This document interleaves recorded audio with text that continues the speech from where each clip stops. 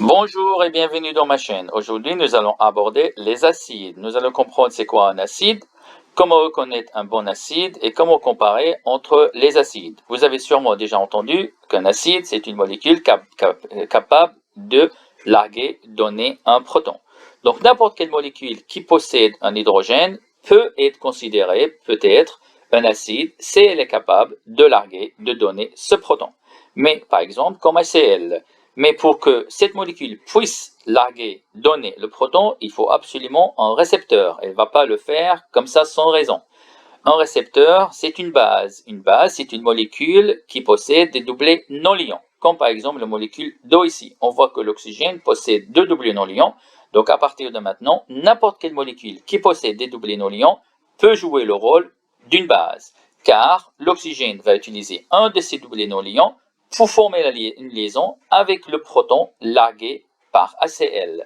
On est en présence maintenant d'un acide et d'une base. J'ai déjà expliqué dans une autre vidéo la liaison covalente polaire. On voit ici qu'on a une liaison covalente polaire entre H et Cl à cause de la différence d'électronégativité entre Cl et H. Donc l'hydrogène possède une charge positive partielle et il est considéré comme déficient en électrons. De l'autre côté, on a l'oxygène qui possède deux doublés non liants. Donc il est considéré comme riche en électrons. Et on a maintenant une attaque entre une espèce riche en électrons vers une espèce pauvre en électrons. L'oxygène va utiliser les deux doublés non liants ici, le doublé non liant pour former la liaison avec le proton, ça veut dire l'hydrogène qui va partir sans son propre électron. Et les deux électrons de la liaison entre H et Cl vont se repositionner pour former un nouveau doublé non liant. Regardons le mouvement d'électrons. On voit maintenant qu'autour du chlore, il y a 8 électrons, donc il a gagné un électron, c'est pour cela qu'il a une charge négative. Et on voit que l'oxygène est entouré par 5 électrons, normalement il possède 6. Il a perdu un électron pour former sa liaison avec le proton, ça veut dire avec l'hydrogène, et donc on a une charge positive partielle sur l'oxygène. On obtient Cl- plus H3O+. Parfois, on peut présenter des choses comme HCl qui se sépare entre Cl- et H+. On a vu que H2O, dans la première réaction, s'est comporté comme une base car il possédait deux doublés non liants. Mais en même temps, il possède deux hydrogènes. Et donc, il peut aussi se comporter comme un acide à condition qu'il y a une base qui est capable d'accepter le proton largué par l'eau. L'ammoniac contient un azote et cet azote-là possède un doublé non liant. Donc, l'ammoniac peut se comporter comme une base. Et donc, on est en présence maintenant, à nouveau, d'un acide et d'une base. Et grâce à la différence d'électronégativité entre l'oxygène et le H, la liaison entre l'oxygène et le H, c'est une liaison covalente polaire et l'hydrogène porte une charge positive partielle. Et donc, il va subir une attaque de l'azote pour former une liaison avec l'hydrogène et ces deux électrons qui forment la liaison entre le H et le O vont se repositionner pour former une doublé non liant sur l'oxygène. Regardons le mouvement d'électrons. On voit bien maintenant que l'oxygène possède 7 électrons autour de lui, donc il a une charge négative. L'azote possède 4 électrons seulement, donc il a une charge positive. Et on a formé NH4+, plus OH-. Parfois, on peut dire aussi que H2O peut larguer un proton pour donner OH- et H+. Revenons maintenant sur notre première réaction. On a vu que HCl se comportait comme un acide car il est capable de larguer un proton et que H2O se comporte comme une base car il a deux doublés non liants et il peut accepter le proton largué par l'acide. Et donc, on a une attaque nucléophile-électrophile et on a un échange de protons et on obtient Cl- plus H3O+. En même temps, si on regarde maintenant les produits de cette réaction, on voit encore que Cl- possède plusieurs doublés non liants et donc il peut se comporter comme une base et on voit que H3O+ possède 3 hydrogènes et donc il peut se comporter aussi comme un acide. Et donc Cl- peut attaquer H3O+ pour échanger, pour accepter un proton et H3O+ peut larguer un proton. Et donc la réaction inverse peut aussi se produire. Mais si on regarde cette réaction, on voit que l'équilibre est plutôt orienté à droite. Ça veut dire qu'il y a plus de Cl- et H3O+, que HCl et H2O. Maintenant, si on regarde l'autre réaction qu'on a déjà vue, lorsque l'eau s'est comportée comme un acide et NH3, l'ammoniac s'est comporté comme une base, qu'on avait un échange de protons entre H2O et NH3. Et maintenant, à nouveau, on voit que OH- possède des doublés non liants. Donc, il peut aussi à son tour se comporter comme une base, que NH4+, possède 4 hydrogènes, donc il peut se comporter aussi comme un acide. Et on a à nouveau un attaque nucléophile-électrophile, et on a la réaction inverse. Mais cette fois, l'équilibre est plutôt orienté à gauche. Ça veut dire on aura plus de NH3 et H2O dans le milieu réactionnel que NH4 et OH-. Pourquoi parfois la réaction, l'équilibre est plutôt penché à droite et pourquoi parfois à gauche? Pour comprendre ça, on va maintenant prendre plusieurs acides. L'acide chlorhydrique, l'acide sulfurique, l'acide phosphorique et l'acide nitrique.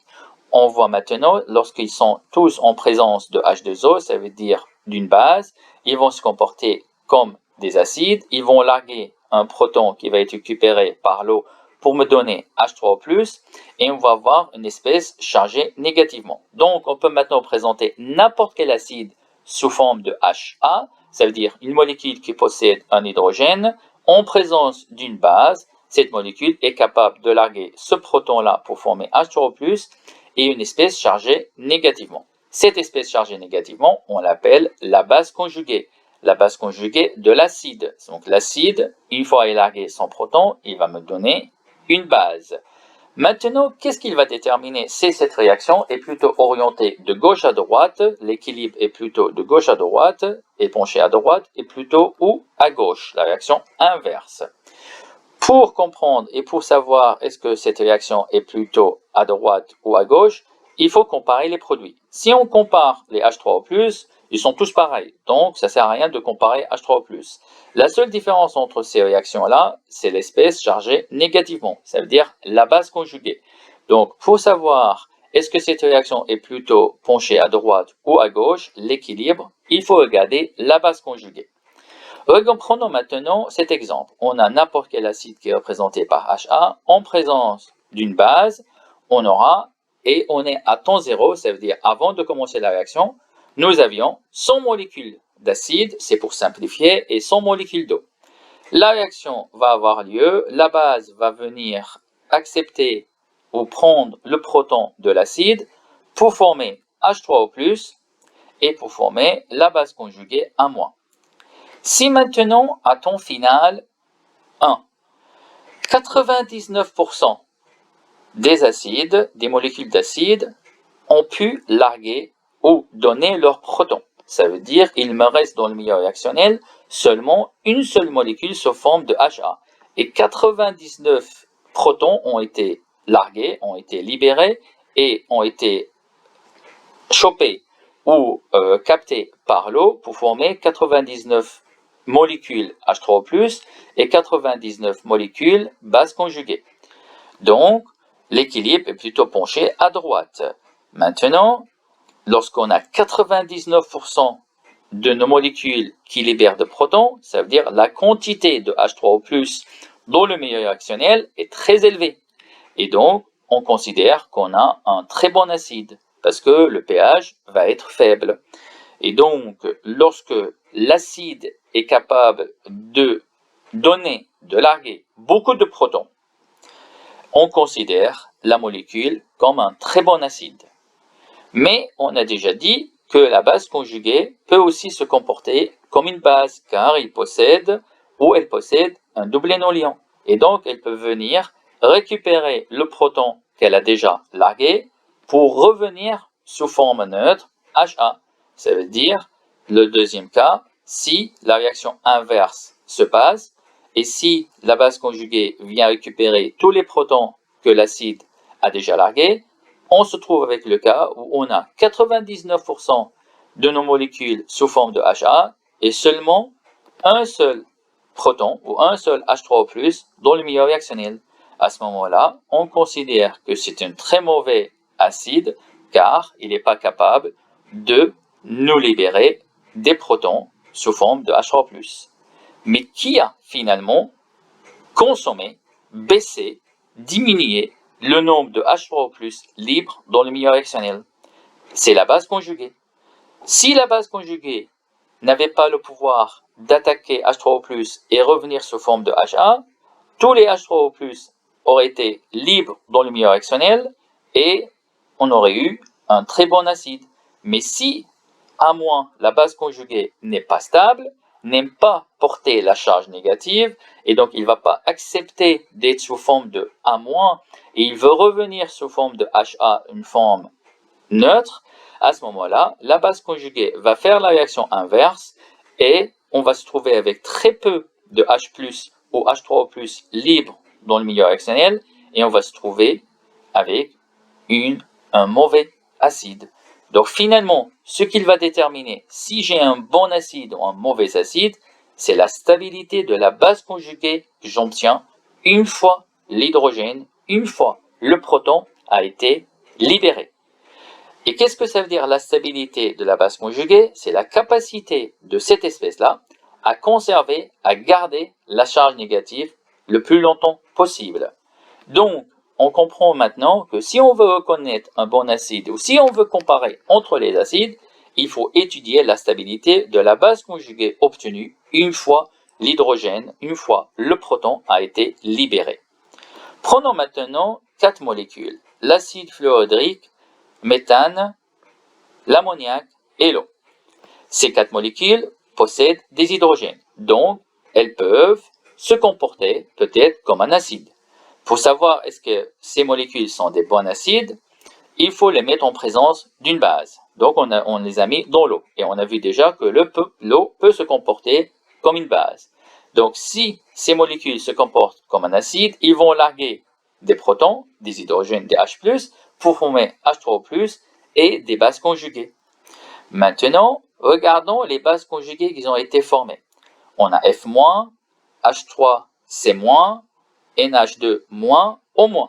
Si maintenant je veux savoir qui est le meilleur acide, il faut que je regarde la stabilité de la base conjuguée. Ça veut dire la stabilité de ces espèces-là qui portent la charge négative, et tout spécifiquement, plutôt les atomes qui portent la charge négative. On voit bien que c'est F qui porte la charge négative, le fluor, le carbone, l'azote et l'oxygène. Si on regarde maintenant le tableau périodique, on voit que ces 4 atomes se trouvent dans la même ligne. Ça veut dire ces 4 éléments ou ces 4 atomes possèdent la même taille. Maintenant, pour comprendre mieux qui est capable de supporter sa charge négative, qui est capable d'être le plus stable, je vais représenter ces 4 éléments par 4 personnes qui ont la même taille. Donc le carbone, l'azote, l'oxygène et le fluor. Mais on voit bien qu'il y a une différence de muscles. Le fluor est plus musclé que l'oxygène, qui est plus musclé que l'azote, qui est plus musclé que le carbone. Qu'est-ce que ça représente les muscles? Ça représente l'électronégativité. L'électronégativité, c'est la capacité d'un élément à attirer les charges négatives vers lui. Maintenant, donner chaque élément, comme on a déjà vu, une charge négative. Ça veut dire c'est la base conjuguée qu'on a déjà vue pour les 4 acides qu'on est en train d'étudier. Donc maintenant, ces 4 éléments sont chargés. Et donc, je vais charger les 4 hommes par des sacs de pommes de terre de 10 kg. À votre avis, qui va supporter mieux, qui va supporter et qui va pouvoir porter le plus longtemps possible le sac de pommes de terre? Bien sûr, ce F, parce que F est plus musclé. F est plus électronégatif, et donc il peut mieux supporter la charge négative parce qu'il aime attirer les charges négatives. Et donc, c'est lui qui va être le plus stable. Et donc, F- est plus stable que O-, qui est plus stable que N-, et qui est finalement plus stable que C-. Et on comprend bien que maintenant, HF, c'est le meilleur acide, mieux que H2O, qui est mieux que NH3, qui est meilleur que CH4, car la base conjuguée de l'acide HF est plus stable que la base conjuguée de H2O, qui est plus stable que la base conjuguée de l'ammoniac, qui est finalement bien plus stable que la base conjuguée du méthane. Donc, pour comparer les acides, il faut comparer la stabilité des bases conjuguées. Prenons maintenant 4 autres acides, HF, HBr, HCl et HI. Mettez-les dans des bases comme H2O et libérez la base conjuguée. Donc maintenant, pour connaître qui est le meilleur acide, il faut comparer les bases conjuguées. On a F-, Br-, Cl- et I-. Si on regarde le tableau périodique, on voit que ces 4 éléments se trouvent dans la même colonne. Ça change tout. lorsque les 4 éléments se trouvent dans la même colonne, ça veut dire la taille de l'atome est très différente. F est tout petit, CL est plus grand, BR est beaucoup plus grand et I est très très grand. Maintenant, lorsqu'on va faire porter ces 4 éléments une charge négative dans la base conjuguée, vous comprenez que lorsqu'on a une charge négative qui doit être dispersée sur une toute petite surface, la densité de la charge négative va être élevée. Mais si vous dispersez la même charge négative sur une surface plus grande, on voit que la charge va être mieux dispersée. Et si on disperse sur une surface encore plus grande et encore plus grande, la charge négative va être mieux dispersée. Et donc, I, lorsqu'il va se trouver chargé négativement, il va pouvoir disperser cette charge négative sur une surface beaucoup plus grande et il ne va pas être gêné, aussi bien gêné que BR ou CL ou F-. Donc, I-, il est capable de disperser cette charge négative sur une surface beaucoup plus grande et il va mieux la supporter. Et donc ici, ce n'est pas l'électronégativité qui va jouer un rôle pour la stabilité de la base conjuguée, c'est plutôt la taille. Plus la taille est grande, ce n'est pas l'électronégativité, c'est la taille. Plus la taille de l'atome est grande, plus la charge négative va être mieux dispersée et plus l'atome va pouvoir supporter cette charge négative. Et donc I- est plus stable comme base conjuguée que Br-, qui est plus stable que Cl-, qui est plus stable que F-, et on a HF, qui est le meilleur acide, mieux que HBr, mieux que HCl et mieux que HF. Finalement, maintenant, on a vu que I- était plus stable que Br-, qui était plus stable que Cl-, qui est plus stable que F-, qui est à son tour plus stable que O-, qui est plus stable que N- et C-.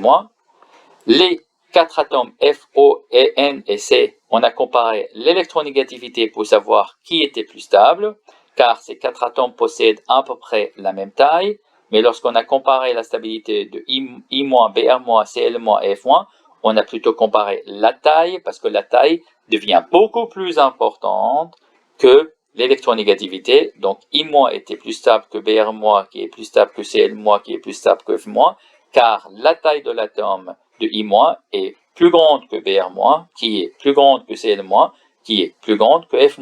Et c'est pour ça on a pu maintenant classer les acides de la manière suivante. J'ai fini cette vidéo. Cette vidéo n'a pas pu aborder tous les points. Il y a encore d'autres aspects à aborder. Je pense faire une deuxième vidéo pour aborder les autres aspects comme la résonance, la conjugaison et l'effet inductif attractif et donneur. Je pense faire cette vidéo bientôt, donc suivez ma chaîne si vous voulez pour regarder la suite de cette vidéo. Je vous souhaite une bonne journée et au revoir.